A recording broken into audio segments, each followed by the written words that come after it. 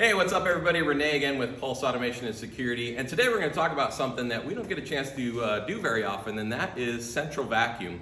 Believe it or not, central vacuum is still around. It's still a really popular option.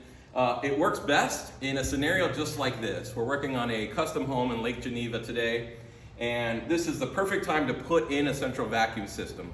The piping needs to go in the wall. All the dirt, air, and everything goes to a motor or canister located remotely. That's typically in the basement or in the garage.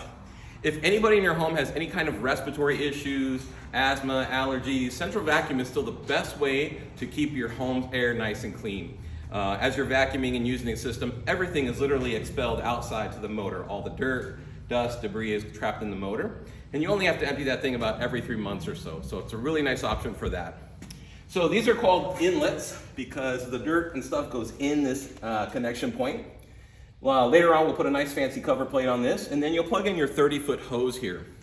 The 30-foot hose has a bunch of different attachments. You'll be able to do bare floors, carpet, furniture, dogs, you name it, there's an attachment for everything.